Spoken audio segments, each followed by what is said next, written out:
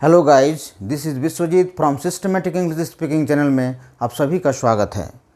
पिछले दिन मैंने इज आर एम के बारे में बतलाया था और अब आज मैं आपको वाज और वायर के बारे में बतलाने जा रहा हूँ। तो वाज वायर से पहले आपको थोड़ा बहुत सब्जेक्ट की याद दिला दे रहा हूँ, क्योंकि कुछ भी चीज़ सब्जेक्ट के अनुसार ही होती है। सब्जेक्ट के बिना कुछ भी नहीं होता है। तो सब्जेक्ट देखिए, सब्जेक्ट जैसे होता है आपका आई, यू, प्लूरल सब्जेक्ट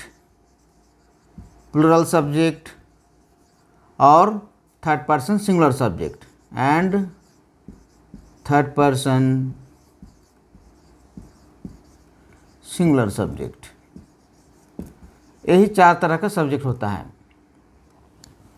तो आज आपको यही चार तरह के सब्जेक्ट के साथ कैसे वाज और वायर लगाना चाहिए मैं आपको बतला रहा हूँ। सब नोट कर लीजिए। नंबर 1,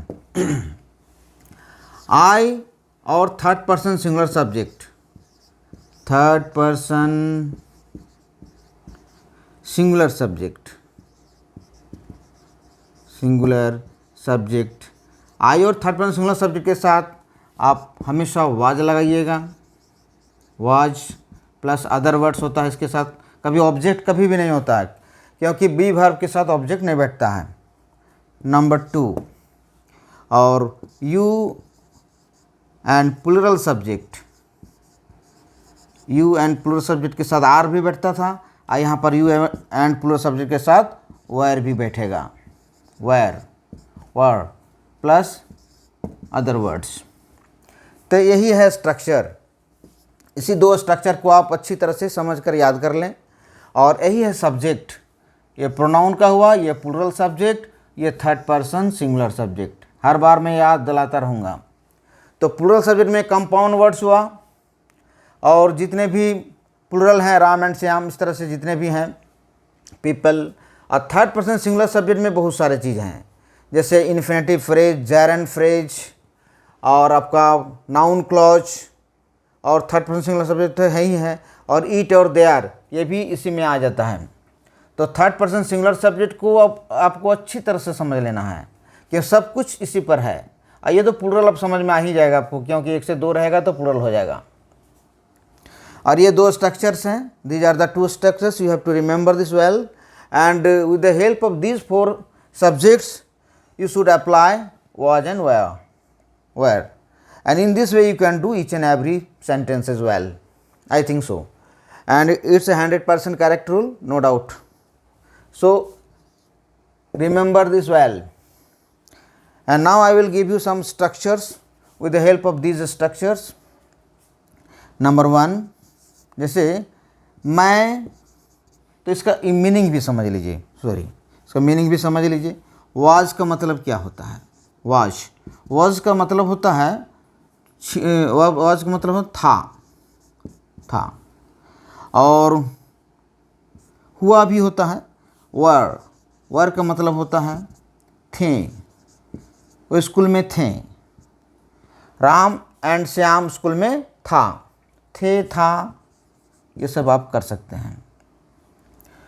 और ये उसका मीनिंग हुआ। पास था नहीं होता है, वाज मीन्स था, वायर मीन्स थे।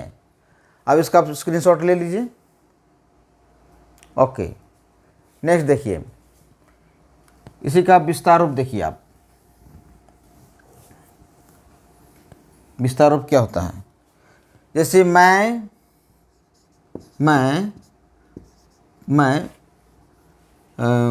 गांव में था। गांव में था। लड़की हो रहेगी तो थी हो जाएगा, स्त्रीलिंग रहेगा तो थी। और इसका क्या होता है स्ट्रक्चर? सब्जेक्ट के अनुसार आप क्या कीजिएगा, ये वाज और वायर बैठाइएगा। तो आई के साथ तो वाज बैठता है, आपको बैठा लेना है उस तरह से। आई वाज गांव में, इन द विलेज। जितने भी स्ट्रक्चर्स हैं असर्टिव सेंटेंस का ट्रांसलेशन इस तरह से बनाइएगा। इस तरह से पहले मैं था गांव में। नेगेटिव में क्या होगा? नेगेटिव में नेगेटिव में देखिए, मैं गांव में नहीं था, मैं गांव में नहीं था, गांव में नहीं था, मैं गांव में नहीं था। तो मैं नहीं था गांव में, इस तरह से बनाइए। आई वॉजंट और was not in the village, in the village. इसका स्ट्रक्चर आपको आसानी से समझ में आ रहा है, इसलिए मैं इसका अलग से स्ट्रक्चर नहीं दे रहा हूँ, क्योंकि subject plus was where plus not plus other words, इस तरह से आपको करना है। यस क्वेश्चन में क्या हो जाता है, यस क्वेश्चन में आपका verb, helping verb, be verb, ये सब पहले आ जाता है, बी वर्ब पहले आ जाएगा। देखिए तो इसमें पहले क्या आएगा, वॉज और वेयर, इसका स्ट्रक्चर तो दे रहे हैं, वॉज वेयर, उसके बाद सब्जेक्ट दीजिएगा, उसके बाद नॉट दीजिएगा, उसके बाद अदर वर्ड्स दे दीजिएगा, बस। तो देखिए ना, इसमें अगर नॉट में भी और थोड़ा बहुत अंतर हो जाता है। अगर नाउन हो तो नॉट पहले बैठेगा, प्रोनाउन हो तो नॉट बाद में बैठेगा, ये भी बात है। तो जैसे देखिए नंबर 3, क्या मैं गांव में था, क्या मैं गांव में था, क्या तुम गांव में थे, गांव में था, इस तरह से। तो क्या मैं था गांव में, इस तरह से।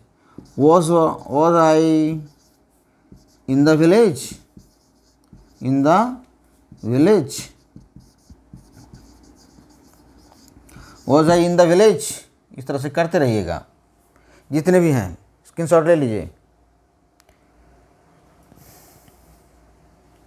ओके, अब देखिए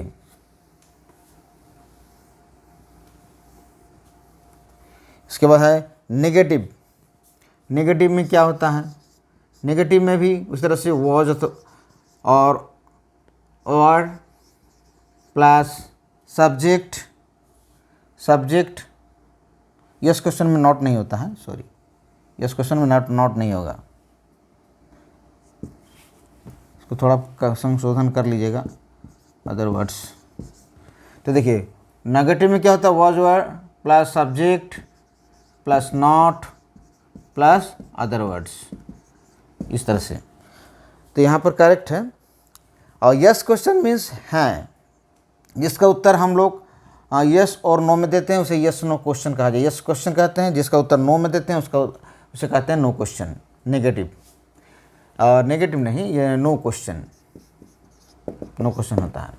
तो देखिए क्या होता है, इसका एग्जाम्पल क्या होता है, क्या मैं गांव में नहीं था, क्या मैं गांव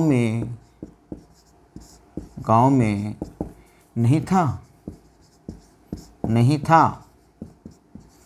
तो क्या होगा, वॉज आई, देखो was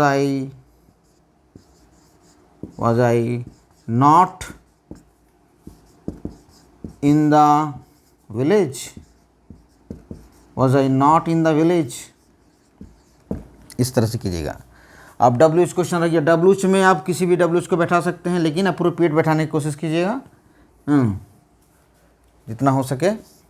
WH plus yes question, WH word देना है और यस क्वेश्चन बैठा देना है। जैसे देखिए मैं गांव में कब था, एग्जाम्पल भी देना है। मैं गांव में कब था, क्यों था, कब था। तब देखिए कब का WH वर्ड पहले तो बैठाना है, when, उसके बाद यस क्वेश्चन बैठा देना है। मैं गांव में कब था, नो यस क्वेश्चन पहले दे चुका हूँ।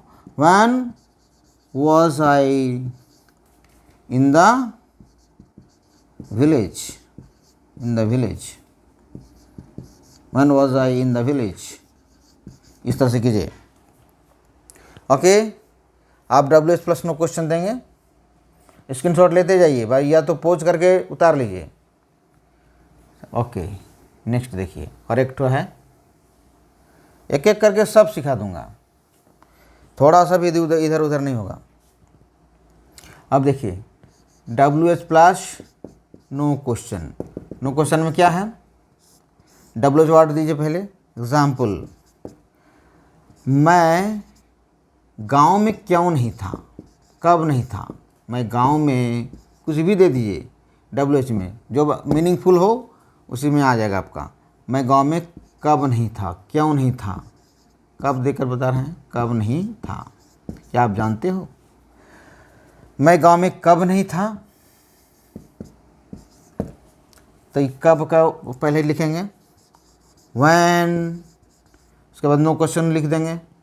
When was I not in the village, not in the village.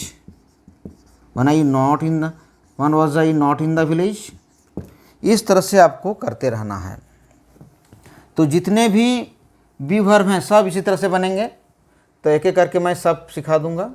ये डब्ल्यू पर नो क्वेश्चन, इसका भी स्क्रीनशॉट ले लीजिएगा। और I think you have understood all this well, and in the previous video lectures I have given you the use of is are am. Today I have given you the rules of was and where, and I think you have understood this well. And if any queries you have, then send me in a comment section. I will reply this. And keep on seeing my channel all the times. For this, subscribe my channel and press the icon bell. Thank you very much, and Bande Mataram, Jai Hind.